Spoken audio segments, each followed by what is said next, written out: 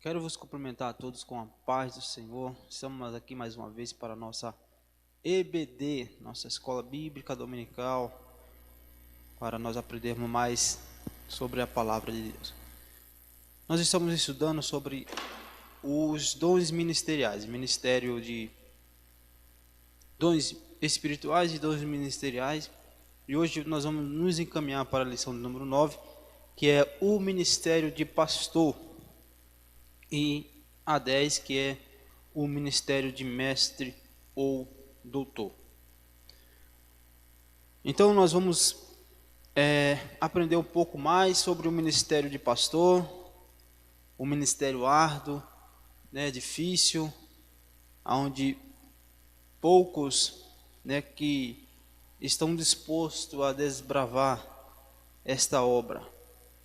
O nosso textuário está no livro de João, capítulo 10, versículo 11, que nos diz assim: Eu sou o bom pastor. O bom pastor dá a vida pelas ovelhas. Verdade prática: por meio do ministério pastoral, conduzimos as ovelhas ao Supremo Pastor Jesus Cristo. Então é por meio, ou o pastor, o ministério pastoral, é o responsável por conduzir as ovelhas ao Supremo Pastor, que é o nosso Cristo, que Ele mesmo disse que Ele é o bom pastor. Nossa leitura bíblica em classe.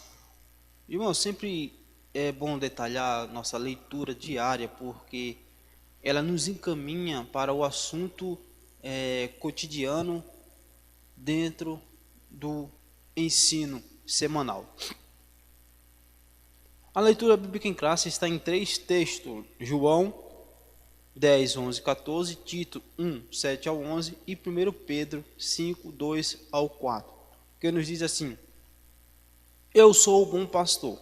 O bom pastor dá a vida pelas ovelhas.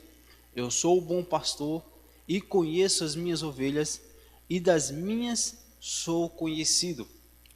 Tito, porque convém que o bispo seja irrepreensível, como despenseiro da casa de Deus, não soberbo, não iracundo, nem dado ao vinho, nem espancador, nem cobiçoso de torpe ganância, mas dado à hospitalidade, amigo do bem, moderado, justo, santo, temperante, retendo firme a fiel palavra que é conforme a doutrina, para que seja poderoso tanto para admoestar com a sã doutrina, como para convencer os contradizentes.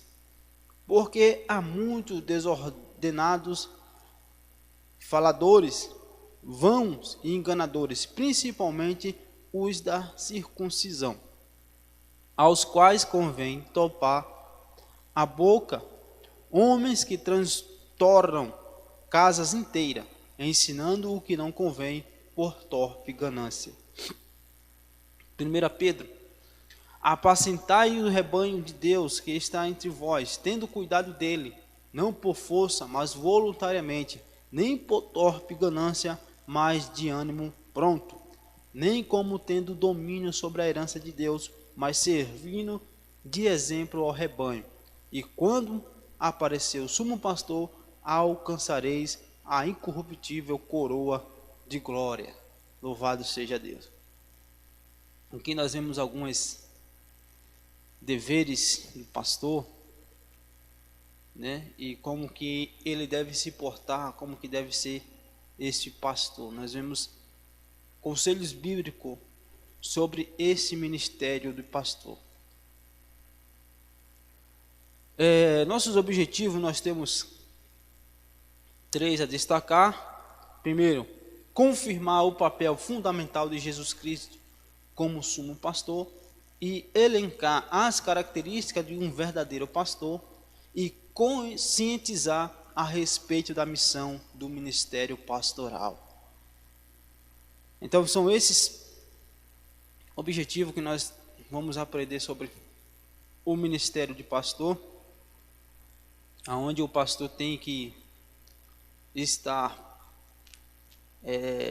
consciente dessas coisas, né? E as ovelhas temos que conhecer muito bem o nosso pastor, para não sermos enganados por falsos ensinos. Assim nos alerta o nosso Cristo, nos alerta a sua palavra. Louvado seja Deus. Vamos lá. Nossa introdução. Que ser pastor sempre foi uma tarefa árdua. Muitos são as demandas internas e externas da igreja local, entre elas o cuidado para com as pessoas do rebanho, visita aos enfermos, questões relacionadas à administração eclesiástica e o constante desafio de se dedicar à oração, à pregação e ao ensino da palavra de Deus.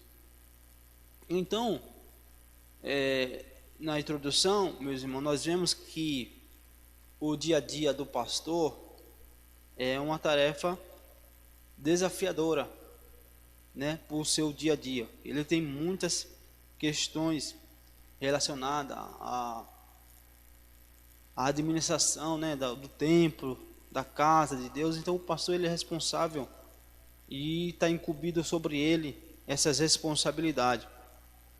E atualmente, meus irmãos, nós vemos muitos modelos de lideranças pastoral sugerida sobre o aspecto empresarial, né, e meramente psicológico. Mas o modelo de liderança para o pastor cristão deve estar centralizado sobre a de Jesus Cristo, né? A vida do nosso mestre tem que ser o melhor exemplo que nós temos para esse ministério. Que nós temos para esse ministério é o maior ou o melhor exemplo que nós temos de ministério pastoral é o nosso Senhor, ou o nosso mestre, o nosso Cristo. Então nós temos que nos ater a isto, que pastor, ele cuida do seu rebanho, cuida das questões espirituais, cuida das questões físicas e materiais da igreja. Nosso primeiro ponto está tópico, né?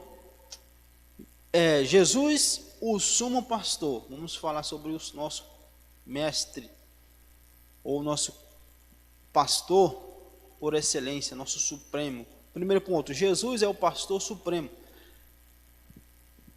Aqui vamos discorrer, o autor nos encaminha a expressão grande pastor das ovelhas, né? Está em Hebreus, capítulo 13, 20, que vai aparecer essa referência, que vai referir diretamente à sublimidade do Senhor, como pastor no Novo Testamento, marcado pela humildade e despojamento da sua glória. Ele foi chamado grande em seu nascimento. Lucas 1:32. O adjetivo grande enfatiza o quanto o Nazareno é incomparável e mediador da nova aliança de Deus com os homens. Jesus Cristo é o supremo pastor em todos os aspectos. Ele venceu a morte e libertou o homem da prisão do pecado. Ele é Deus. Então Jesus, ele foi conhecido como o grande, pois quando nós falamos grande, que não existe outro maior que ele. Então Jesus, ele foi o supremo em relação no aspecto pastoral, foi um grande exemplo, né? O pastor conhece as suas ovelhas, né? Nós lemos, né, no livro de João, capítulo 10, 14, dizendo que das suas ovelhas ele é conhecido. O pastor ele conhece muito bem as suas ovelhas.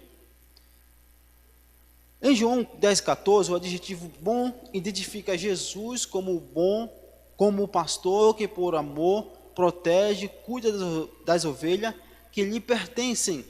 Por isso ele é bom pastor. Tal expressão designa-se ainda há intimidade entre o sumo pastor e as suas ovelhas. Estas não ouvem a voz de outro pastor.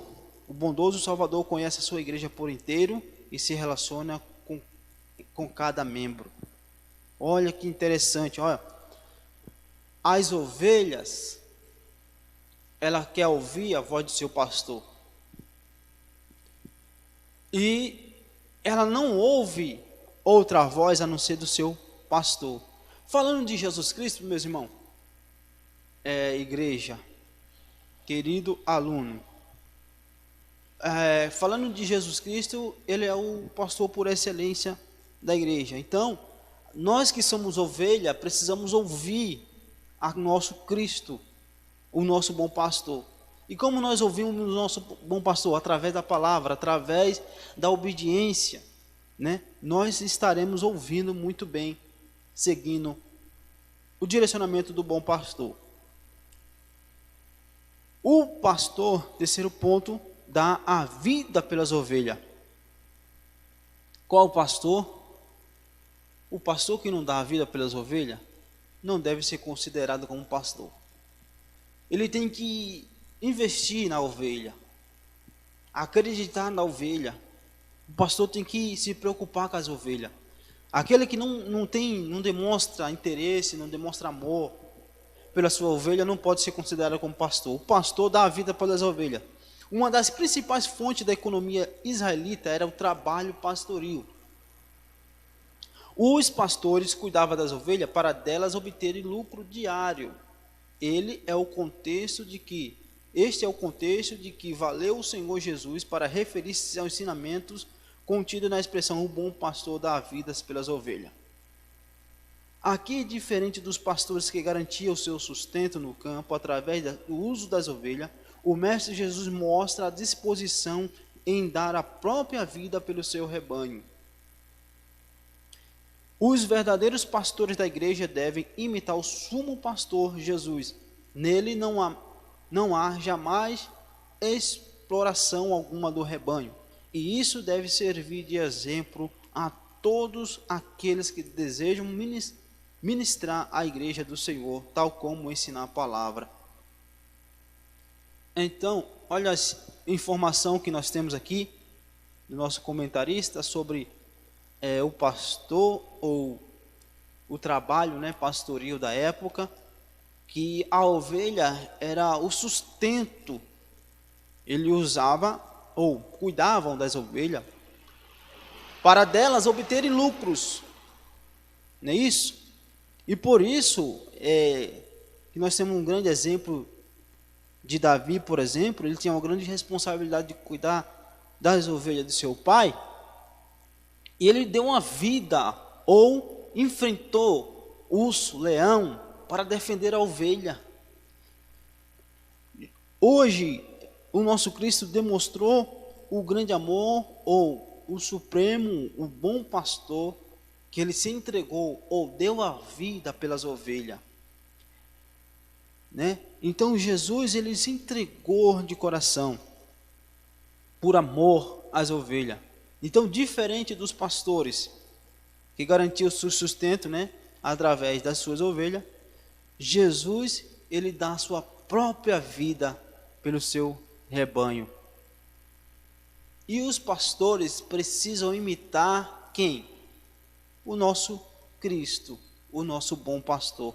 Precisamos ser imitadores do nosso Cristo, o bom pastor. Meus irmãos, nós temos aqui uma informação ou um quadro aqui sobre a multiplicidade da missão pastoral. Que o ministério pastoral, ele é múltiplo. Por exemplo, doutrinária. Faz parte da multiplicidade da missão do pastor. Doutrinária. E está envolvido na doutrinária ensinamento, pregação expositiva da palavra de Deus, apologética. O pastor, ele tem que procurar ou ele tem isso, o ensinamento como pregação da palavra de Deus. A pregação expositiva, mostrando verdadeira palavra, a verdadeira interpretação bíblica, para que a ovelha não venha a ser enganada. O pastoral, que envolve evangelização, aconselhamento, acompanhamento de novos convertidos, visita e reconciliação. Irmão, outra aula, eu lembro-me que eu falei aqui sobre uma questão, assim, dizendo assim, que no meu modo de ver, eu vejo muitos pregadores itinerantes, não contra eles, mas que eles são uma bênção para nós, né? E que muitas das vezes a palavra toca nossos corações, mas eu fiquei meio triste em ouvir um irmão falar assim, um desses pregadores itinerantes, falar para mim que fazia a obra de Deus e fazia muito bem a obra de Deus. Eu falei, louvado seja Deus por isso. Mas eu fico pensando, meus irmãos, não é todos, mas a grande maioria, né, vive indo pregando nas igrejas, trazendo os ensinamentos não fundáveis, e lá está o pastor, no aconselhamento, no acompanhamento aos novos convertidos, nas visitas, nas reconciliações. E eu pensei, quem que está fazendo mais a obra de Deus? O pastor que está ali cuidando das ovelhas, tratando as feridas, né? Ou aquele que só passa e dá uma palavra, que é bênção, mas não tem um certo compromisso com a ovelha, não tem um certo cuidado. Na minha visão, meus irmãos, o pastor faz uma grande obra, porque está incumbido a ele também a evangelização, o aconselhamento.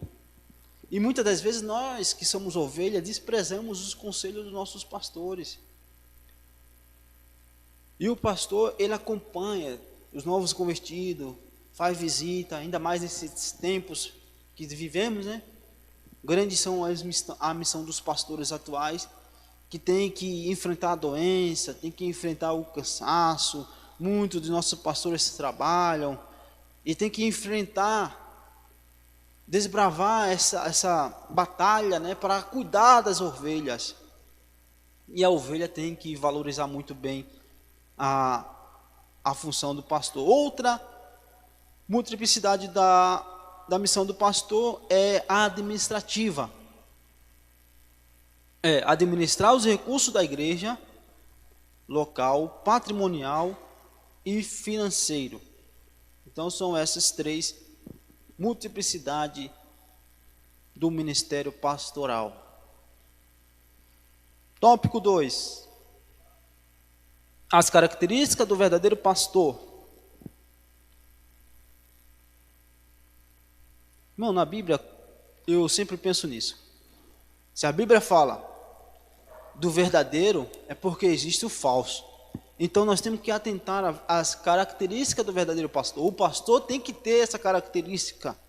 Primeiro ponto, um caráter íntegro. Entre outras coisas, o exercício pastoral envolve aptidão para ensinar, aconselhar e comunicar-se de forma clara com a igreja local. Então o pastor, ele tem que ser íntegro naquilo que ele ensina, naquilo que ele transmite, naquilo que ele fala. Tem que ser verdadeiro. Porém, essas características não são validades se o caráter do pastor não for íntegro. Uma das piores queixas que se pode ouvir acerca de um ministro é que sua palavra pastoral não se coaduna com a sua vida. Como pode o líder falar sobre honestidade e ser desonesto? Então, a pregação do pastor tem que ter conformidade à sua vida, ou a sua vida tem que ter conformidade com a palavra que ele vos prega, né? Não adianta ele cobrar da ovelha a honestidade e não ser honesto. Isso acontecia com os fariseus da época, né? Onde Jesus disse que eles colhiam uma mosca mas deixava passar um camelo. Então nós temos esse exemplo, ou essa característica do verdadeiro pastor, ser íntegro e verdadeiro. Olha, outra característica, exemplo para os fiéis e os infiéis também, né? Às vezes nós pensamos, preciso ser exemplo dos fiéis, mas de que forma, né? Comprando e não pagando? Qual o exemplo de cristão ou exemplo que eu estarei dando para este rebanho? Irmão, eu fico pensando aqui que nós estamos falando especificamente de pastor, do ministério pastoral. Mas isso tem que fazer parte da vida do cristão. O cristão tem que ser exemplo dos fiéis. Porque o pastor tem que ser santo, ou porque o pastor tem que orar. Irmão, é obrigação, ou isso é função da igreja de Cristo. É lógico que o exemplo pastoral vai nos dar ânimo para fazer mais. Se nós temos um pastor que ora, se nós temos um pastor que lê a Bíblia, se nós temos um pastor que tem um ensinamento aplausível dentro da palavra de Deus, nós precisamos observar isso. Nosso pastor, por exemplo, nosso pastor Isaías, ele estava pregando aqui, e as suas pregações ele cita muitos versículos bíblicos, e isso é um grande exemplo, irmão, para nós, porque está dentro da palavra de Deus, e nós precisamos ser exemplo dos fiéis. Então nós estamos falando das características do verdadeiro pastor, ele tem que ser exemplo dos fiéis. O texto bíblico de 1 Timóteo 3, 2, 3 afirma que o bispo não deve ser dado ao vinho espancador, cobiçoso, de torpe ganância, contencioso ou avarento. A recomendação é que o obreiro seja moderado. Então, o obreiro, no caso do pastor aqui, precisa ser moderado, precisa ter temperança na sua vida, ser mediador. A igreja, o corpo de Jesus Cristo, precisa contemplar em seu líder sinais claros do fruto do Espírito, tais como autocontrole, mansidão, bondade e amor. E essas são características do verdadeiro pastor, A sua idoneidade, a sua moral, a sua maturidade espiritual. É por isso que eu sempre falo que para assumir alguns cargos na igreja, a pessoa precisa ter experiência, precisa ter maturidade espiritual. Nós não podemos pegar um novo convertido e já colocar na direção, porque não tem maturidade espiritual, meu irmão. Não aprendeu ainda. Precisa desenvolver, aprender e ser exemplo dos fiéis. Terceiro ponto, exemplo para a família. Não podemos esquecer que antes de ser exemplo para a igreja local e com os de fora, o ministro do evangelho, em primeiro lugar, deve ser exemplo para a sua própria família. Eu me preocupo muito com isso. E sempre quando eu falo em família, eu lembro de Noé. Eu observo Noé ele foi um grande exemplo para a família. E falo que, eu sempre falo no meu pensamento, na minha ideia, que Noé, ele foi incumbido, de pregar uma palavra de renovação, de perdão para o povo da época, aonde Deus se entristeceu tanto com aquele povo que ia destruir o ser humano, mas viu Noé como justo na terra. E Noé começou a pregar o evangelho. E a sua família, veja bem, olha o exemplo que Noé era para a família. Se a gente for pensar como o povo da época, a gente ia falar que Noé era louco. Uma terra que não chovia. Noé estava pregando que ia vir um dilúvio, que ia vir chuva. E agora Noé começa a construir uma arca. Não existia ideia de embarcação na época. E Noé começa a construir algo novo. E Talvez muitos disseram, Noé está louco, mas a sua família, como ele era um exemplo para a família pegou ou se juntou com ele, defendeu a causa com ele e foi salvo com ele por causa disso. Por quê? Porque Noé era um exemplo para a família. E eu costumo dizer que Noé, me diga uma alma que Noé ganhou para Deus naquela época, né? Nós não vemos com a sua pregação, mas ele ganhou ou conquistou a sua família. Ganhou a sua família. Ganhando a sua família, ele ganhou o mundo. Louvado seja Deus. Então, o líder precisa ser exemplo para a sua própria família, para a sua comunidade, para a sua igreja. Eu fico chateado quando eu vejo algum visitante falar, nossa, que essa igreja é melhor que a minha. Não fala isso não, meu irmão. Valorize a sua igreja. Seja exemplo na sua igreja, antes de ser exemplo na igreja dos outros. Então, são características do verdadeiro pastor.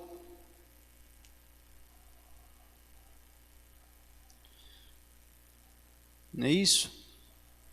Exemplos para a família. Tópico 3. O ministério pastoral. Nós vamos adentrar sobre específico ministério pastoral. O termo pastor, do grego, poimen, no Novo Testamento tem significado de apacentar as ovelhas. De acordo com esta definição, podemos afirmar que a principal missão de um ministro é cuidar das ovelhas que receberam Cristo como Salvador, dando-lhe alimento espiritual através do ensino da palavra de Deus. Missão do pastor. Uma missão polivalente. A missão pastoral também é múltipla, como eu já disse, né? Pois o ministério envolve ensinamento, aconselhamento, evangelização e missão, bem como pregação expositiva da palavra de Deus, que é o seu mais importante empreendimento. O pastor, ele age como bom conciliador, administrador eclesiástico dos bens e recursos humanos disponível para toda a boa obra da igreja local. Terceiro, o cuidado contra os falsos pastores. Como eu havia dito, né? Se existe o verdadeiro, é porque existe o falso também. Então, o próprio pastor, ele tem que cuidar do rebanho, sabendo que existe o lobo querendo devorar sua ovelha. Não é verdade? Então, o pastor, ele tem que alertar suas ovelhas sobre os falsos pastores. Quando Deus levantou Ezequiel como profeta de Israel, ele ordenou-lhe que ele repreendesse os pastores infiéis da nação. O Altíssimo considerava como falsos pastores os que apacentavam a si mesmo e não as ovelhas, explorando o rebanho e não o poupavam.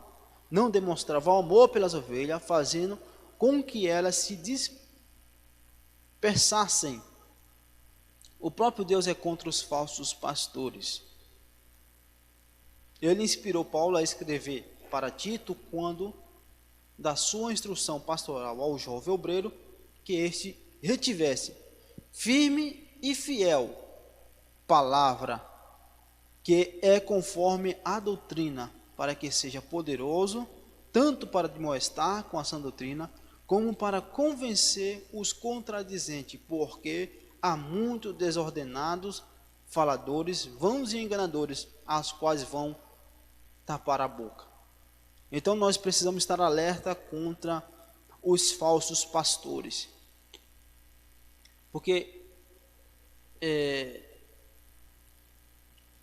surgiu-se um ditado, né, muito popular no meio cristão, né, que a Bíblia vai nos dizer isso, sobre o profeta da casa não ter valor na sua própria casa. Irmão, nós temos que aprender, a ovelha tem que aprender a valorizar o seu pastor, a ouvir os conselhos do seu pastor. Muitas vezes nós fazemos algo sem o aconselhamento do pastor. O pastor é direcionado por Deus. Então nós precisamos, né, o pastor ele tem essa capacidade espiritual de nos trazer uma direção de Deus. Vamos para a conclusão. O dom ministerial de pastor é concedido àqueles a quem Deus chama para servir ao seu precioso rebanho. A igreja de Jesus, esta acha-se espalhada nas igrejas locais que reúnem crentes oriundos de todos os lugares do mundo. Eles estão sob os cuidados de líderes para ser alimentados com a palavra de Deus. O objetivo do ministério pastoral é fazer com que o rebanho do Senhor cresça na graça e no conhecimento do Evangelho de nosso Salvador. Portanto, o pastor precisa da graça divina para não fracassar em seu ministério. Oremos pelos pastores, compreendamos as suas lutas e apoiemos com amor e carinho. Então, meus irmãos, falando sobre o ministério pastoral e concluindo, nós vemos aqui, por tudo que passa o pastor, ele tem que ter chamada de Deus.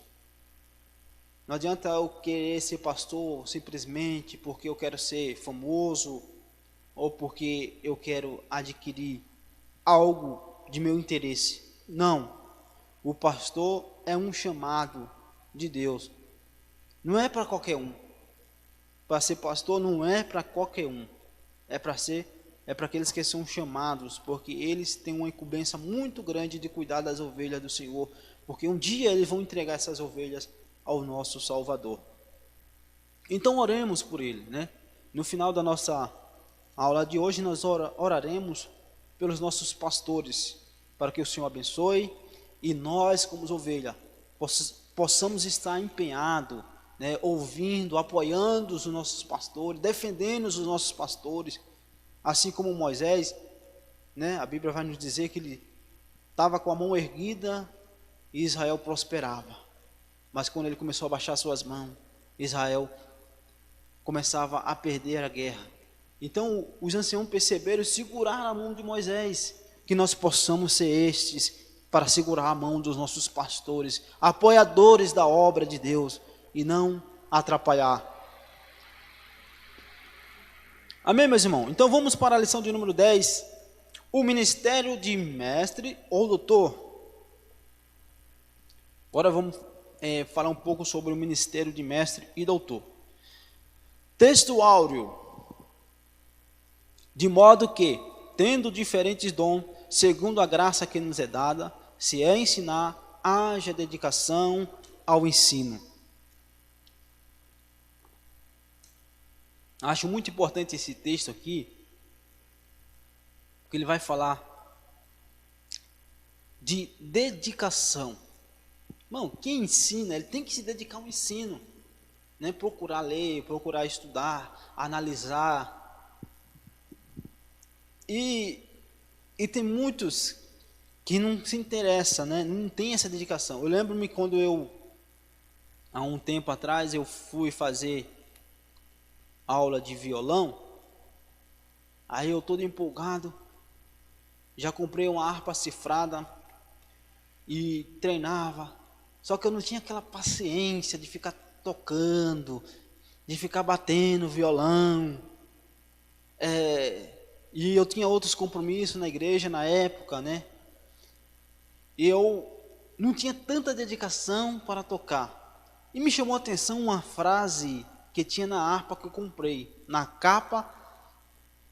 Me chamou uma atenção muito interessante que eu levo até hoje essa frase, que diz assim, ó: toque com o mínimo de tempo, mas com o máximo de dedicação. Toque com o mínimo de tempo, mas com o máximo de dedicação. Bom, se não houver dedicação, eu não aprendo. Ou seja, eu tinha mínimo de tempo, mas não tinha o máximo de dedicação para aprender a tocar. Por isso eu não aprendi até hoje. Né? Mesma coisa, da mesma forma eu levo essa frase para o aprendizado da palavra de Deus. Ah, irmão, eu não tenho tempo, é que eu faço faculdade, é que eu trabalho, é que eu estudo, é que eu faço isso, é que eu tenho um projeto social. Meu irmão, o mínimo de tempo que você tiver, o intervalo do almoço, né, da refeição do seu trabalho, você pode se dedicar ao ensino daquilo que você foi chamado para fazer. Você pode fazer ou praticar aquilo que você foi chamado para fazer. Eu vejo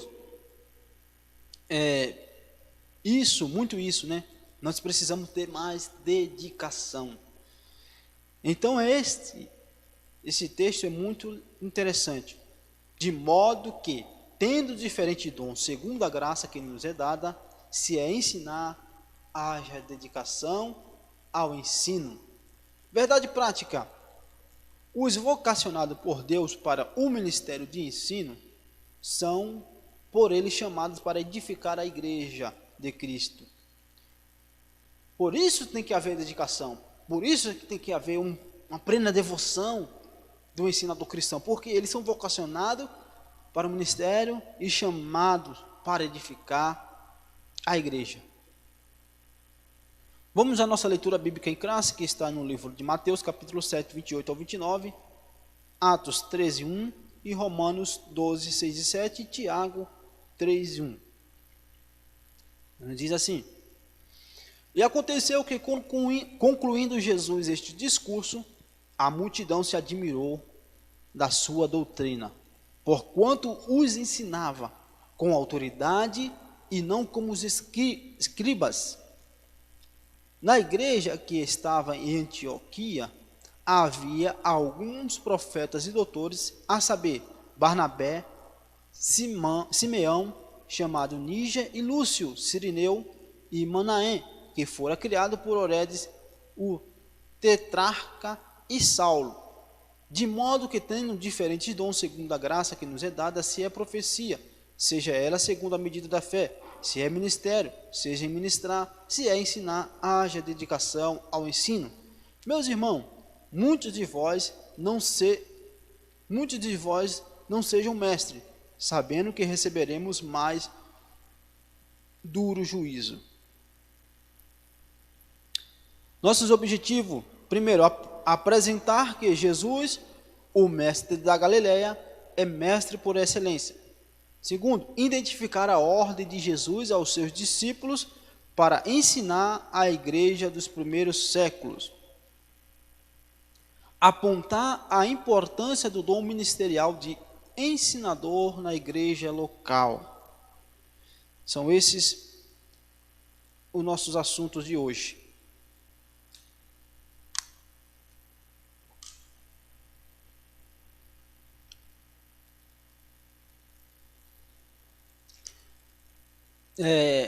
Nossa introdução. O ministério do ensino da palavra é primordial para a igreja exercer o discernimento no que tange ao tempo em que vive, culturas, teologias, filosofias. Tão importante é a função do mestre na igreja que as escrituras declaram o quanto ele deve esforçar-se intelectualmente para exercer tão nobre tarefa. É uma tarefa importante e indispensável que exige muito de quem a desempenha. Então, ainda mais, digo que é muito necessário, os dias que estamos vivendo, os dias atuais, a igreja investir na figura de mestre cristão. Estamos necessitados de grandes mestres. Por quê? Porque quando o crente é ensinado a estudar a Bíblia, ele compreende a cultura bíblica, né? Ele relaciona-se, ou ele fica mais íntimo, né, da Bíblia quando nós estudamos ela.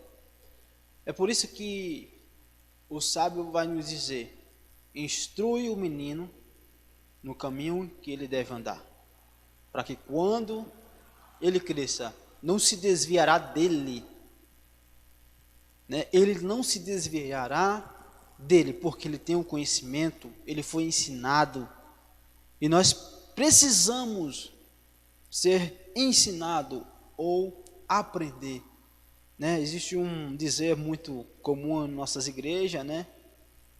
Que aquele que não assenta para aprender não pode levantar para ensinar.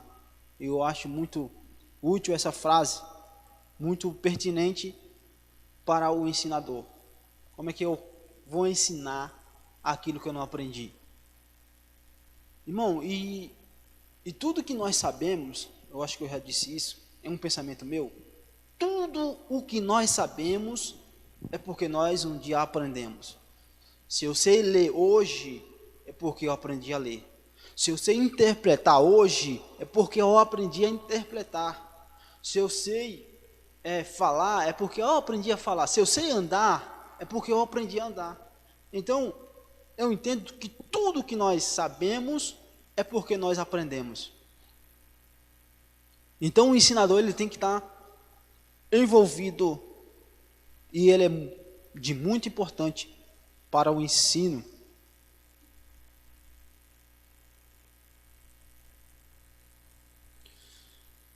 Vamos lá, vamos ao tópico 1, falar de Jesus, o mestre por excelência. O mestre da Galileia, doutor incomparável, percorria Jesus toda a Galileia, ensinando nas sinagogas e pregando o evangelho do reino. No ministério terreno, seus sermões e ensinos e discursos eram inflamados pelo amor às pessoas, diferente dos escribas. Ele ensinava como quem tinha autoridade, e o povo admirava Jesus, né, pela sua autenticidade, sua autoridade, né, a forma que Jesus falava. Jesus ia direto ao coração. A verdade emanava da pessoa de Jesus. Os que ouviam só tinham duas opções: amá-lo ou odiá-lo. Era impossível ouvi-lo e ficar indiferente. Jesus transtornava a consciência do acomodado e aquietava o coração do perturbado. Ponto 2. O mestre divino. Em visita a Jesus, um mestre da lei chamado Nicodemos, educado nas melhores escolas religiosas de Israel e grande conhecedor das escrituras hebraicas, reconheceu em Jesus um personagem comum de seu tempo. Esse mesmo fariseu, que era príncipe dos judeus, afirmou que o nazareno não poderia fazer o que fazia se Deus não fosse com ele. Jesus é chamado de mestre cerca de 45 vezes ao longo do Novo Testamento. Veja só, é um mestre chamado Nicodemos, um grande mestre, estudado nas melhores escolas, ou, se fosse hoje, né, nas melhores faculdades, pós-graduado e coisa e tal, admirava Jesus como um mestre. Jesus, aos 12 anos, ele já estava entre os doutores, indagando, né, os doutores. Terceiro ponto, mestre da humildade. Jesus é mestre da Galileia, um mestre divino, mestre da humildade. A fim de ensinar os discípulos acerca da humildade, Jesus levantou-se da ceia, tirou as vestes e, tomando uma toalha, cingiu-se. Depois pôs água numa bacia e começou a lavar os pés dos discípulos e enxugá-lo com a toalha com que estava cingida. Olha só o que o comentarista vai nos dizer. Que cena chocante para os judeus. A pergunta de Pedro descreve essa perplexidade. Era inimaginável um mestre encurvar-se para lavar os pés de pessoas leigas. Jesus era um mestre e deu exemplo aos seus discípulos. Jesus, um grande exemplo de humildade. Um mestre, irmão, tem que ter humildade, tem que fazer parte do seu caminhar, da sua vida. Vamos ao tópico 2. O ensino das Escrituras na igreja no primeiro século.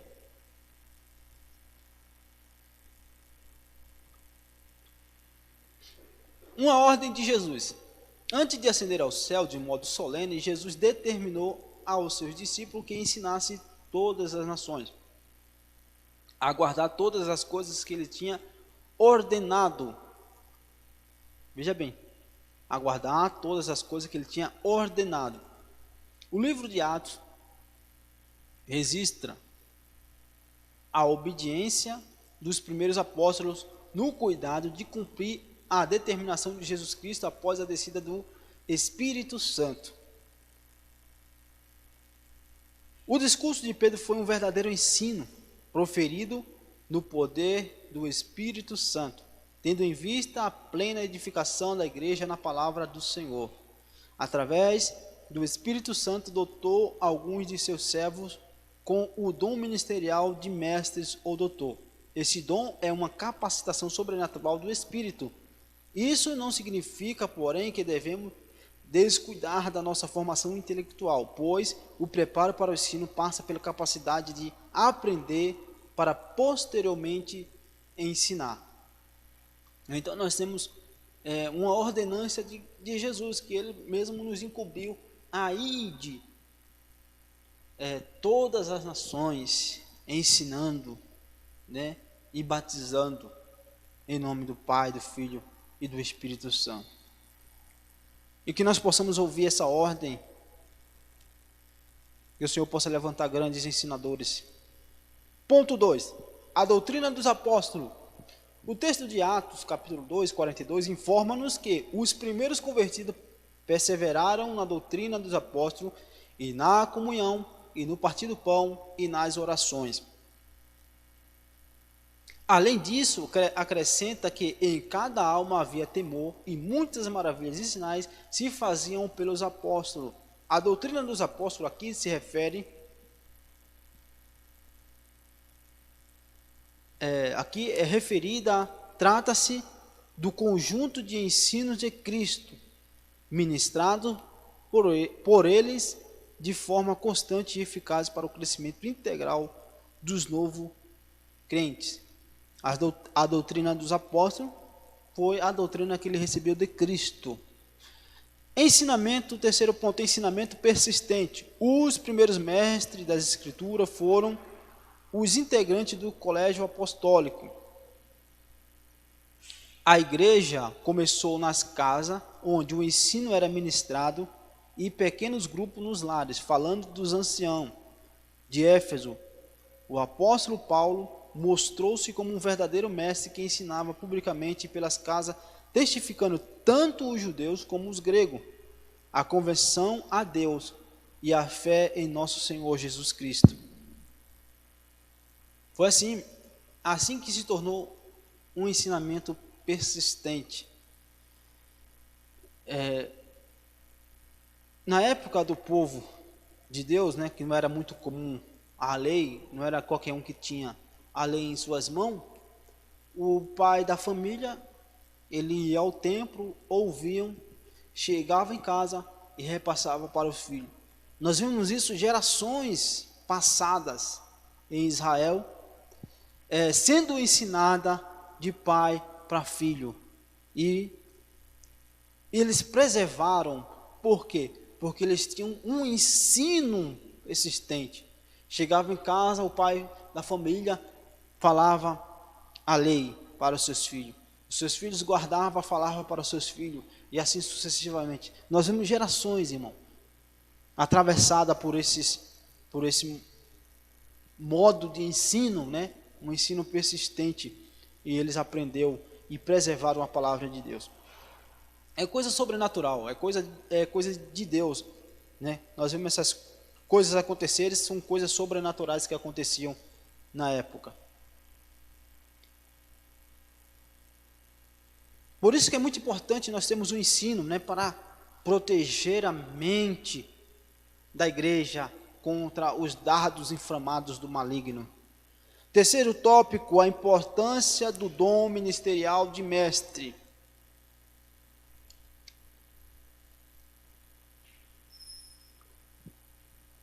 Uma necessidade urgente da igreja. Pelo ministério de ensino ser eficaz Para o ministério do ensino ser eficaz na igreja local, é preciso haver pessoas vocacionadas. Não são todas que reúnem informações exegética, histórica e literárias da Bíblia, aplicando-os como é necessário. Deus concedeu à sua igreja mestre e é preciso que ele invista neles também. Muitas vezes, por absoluta falta de preparo dos obreiros, predomina a superficialidade bíblica, a infantilidade espiritual e o aumento do engano promovido pelas astúcias dos falsos mestres, devido à falta de conhecimento de mestres na igreja. Tem se infiltrado muitos falsos mestres, e Deus possa levantar grandes mestres da palavra para não sermos enganados, por falsos ensinos. Ponto 2, a responsabilidade de um discipulado contínuo.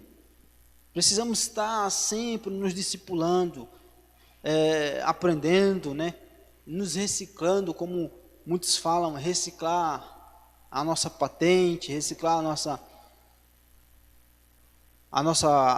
estudo. Estamos acostumados a pensar que o discipulado termina quando o novo convertido é batizado. Não há nada mais equivocado. O Senhor Jesus chamou-nos para sermos os seus discípulos por toda a vida. Por isso, quem ensina, instrui os crentes para a maturidade da fé. É um aprendizado diário, permanente e contínuo, tanto para quem é discipulado, quanto para quem está discipulando. Então o aprendizado é contínuo, Ele está sempre discipulando. Nós estamos sempre nos discipulando. E tanto o aluno como o mestre está se discipulando, está, como eu disse, reciclando, É como o ensino secular. Nós primeiro fazemos o fundamental, depois vamos para o ensino médio, depois vamos para a faculdade, pós-graduação, doutorado, e assim vai. Estudando, aprendendo. Então nós temos uma grande importância desse dom ministerial dentro da igreja. Responsabilidade de um discipulado contínuo. Não é porque você fez um curso, ou uma teologia, não, agora eu já sei tudo. Não, meu irmão, precisa se reciclar, precisa aprender, precisa estar em contínuo em comunhão com a leitura, com o ensino, com o aprendizado. Terceiro ponto, requisitos necessários ao mestre. Apresentaremos alguns requisitos importantes para a igreja reconhecer a pessoa com o dom ministerial de mestre em nossa época. Primeiro, um salvo em Cristo. Não pode haver dúvida quanto à própria experiência salvífica da parte do vocacionado do ministério do ensino. Nós vemos muito isso no apóstolo Paulo. O apóstolo Paulo defendia muito a sua convenção e de que forma o próprio Cristo aparece para ele, e ele defende essa salvação, ou fala como um homem salvo em Cristo Jesus pela graça do Senhor. Então, infelizmente, há pessoas que não creem naquilo que ensinam. Então, é uma forma ou requisitos necessários ao mestre. Ele tem que ter a experiência salvífica para a sua vida. Segundo requisito, o hábito de ler. Em nosso país, olha aqui, traz uma informação aqui, Em nosso país, a leitura é um problema cultural. Se as pessoas leem pouco, a igreja pouco lerá. Entretanto, como ensinaremos? Se não lermos, O hábito de leitura era levado a sério no ministério dos apóstolos. Por isso que eu disse que nós precisamos estar em sintonia com a leitura, né? O nosso país ele é muito escasso, mas hoje em dia nós vemos muito, né? Lendo, às vezes no trem, aquilo que eu disse, o mínimo de tempo. O mínimo de tempo que você tem para ler, você pega um livro e eu não tenho tempo, eu trabalho, estudo, né? Eu faço faculdade, faço isso, faço aquilo. Mas o mínimo de tempo que você tem, o deslocamento do transporte, a hora da refeição, você pode se parar para estar lendo, meditando. Então, o ministério de mestre, ou um dos requisitos necessários ao mestre, é o hábito de ler. Ele está sempre lendo, né? E principalmente nós que somos líderes mestres cristãos, está lendo sempre a Bíblia, procurar outras versões bíblicas, né? Nós temos, louvado seja Deus por isso, que nós temos várias versões bíblicas, e nós não ficar só em uma versão, ler outras versões, procurar a tradução, procurar a informação que está nos passando o texto. Então o mestre tem que estar envolvido na leitura. Terceiro, preparo intelectual. A Bíblia é o instrumento de trabalho do ensinador cristão. Considerando este livro milenar, veremos que a cultura e o mundo da Bíblia são diferentes do nosso. Por isso o mestre deve compreender o mundo da Bíblia, suas questões culturais, linguística, exegética e etc., para não fazer relações fantasiosas, apresentando-as como exposição da palavra de Deus. Então o mestre tem que ter esse preparo intelectual para compreender que a época que, por exemplo, que Moisés escreve aqueles textos, não é a época que nós vivemos hoje. Então palavras que nós temos direcionada a pessoas da época, e às vezes nós temos que um pouco viajar na história, né? Nos deslocar para compreender. Então o mestre cristão precisa ter esse preparo. E quarto, um coração em chamas. O mestre cristão. O autor nos traz assim, Martin Lloyd-Jones dizia que a verdadeira pregação era teologia em fogo. É vontade de Deus que o vocacionado ao ensino utilize os avanços das ciências bíblicas para pregar a palavra de Deus na força do Espírito Santo, precisando alcançar as mentes e os corações de nossos dias. E isto apenas será possível quando tivermos obreiros com uma mente bem preparada e conectada a um coração em chamas e apaixonado por Jesus. Então, são requisitos, né, necessários ao mestre, ao ensinador cristão. Tem que ter um coração em chamas, vocacionado. Ele pode utilizar muito bem, né, das nossas tecnologias ou da tecnologia atual para desenvolver ou às vezes exemplificar, simbolizar, né, ensinos para nós, e que nós possamos alcançar os corações dos que nos ouvem. Meus irmãos, a conclusão nos diz assim: é preciso desfazer a ideia propagada ao longo de décadas acerca do preparo intelectual do crente. Não é verdade que necessariamente ele esfriará na fé se estudar. Se fosse assim, Paulo seria o mais frio dos apóstolos no Novo Testamento, pois não havia obreiro mais bem preparado que ele. Este, no entanto, soube conjugar preparo intelectual e poder do alto. É disso que as nossas igrejas precisam. Homens cheios do Espírito, mas do mesmo modo com a mente iluminada para responder com mansidão e temor à razão da nossa esperança. Olha que conclusão maravilhosa. Porque muitos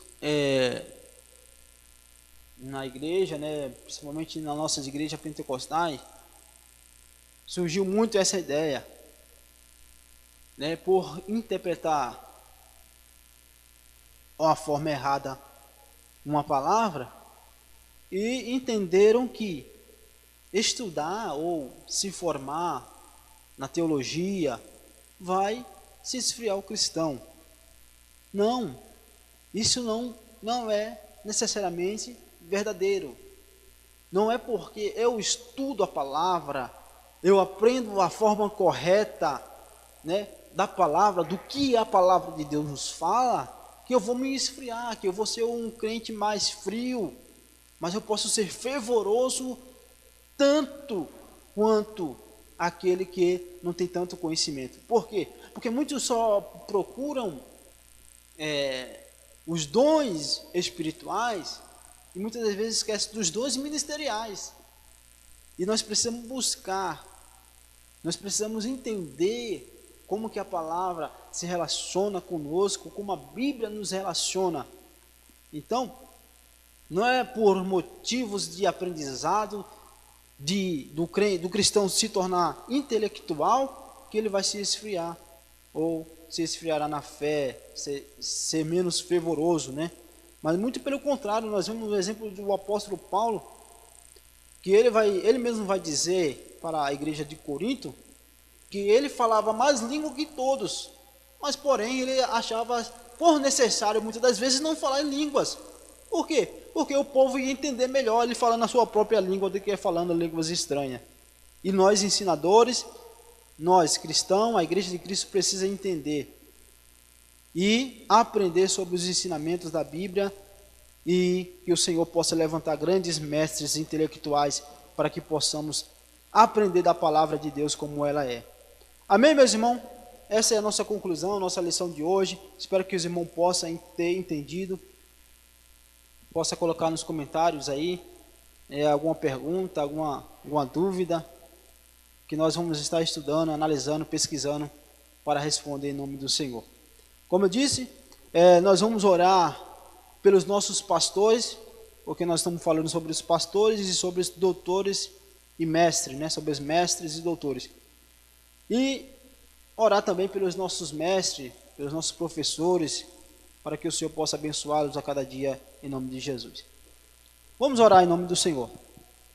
Senhor Deus e Pai, nós te louvamos, Senhor, por estarmos aqui aprendendo mais uma aula da Tua Palavra. Aprendemos, Senhor, sobre o ministério pastoral, para que o Senhor possa abençoar os nossos pastores, o pastor da nossa igreja, o nosso pastor Isaías, abençoando a cada pastor do campo, Senhor, a cada pastor, ó Deus, que dá vida pelas ovelhas, que cuida das suas ovelhas, que investe, que acredita, Pai, que defende as ovelhas, que cuida com amor. Senhor, que o Senhor possa derramar uma bênção tal sobre a vida desse pastor, que o Senhor possa derramar o Teu Espírito Santo, e que nós possamos ser ovelhas obedientes, ouvintes a ouvir os conselhos, Senhor, dos nossos pastores, que o Senhor possa levantar também mestres, Senhores, ensinadores, dotado intelectual da Tua Palavra, e que Teu Espírito Santo possa ser sobre a nossa vida, Senhor, para nos guiar, para nos levar, para proteger a mente das ovelhas, da igreja de Cristo, contra os dardos inflamados do maligno,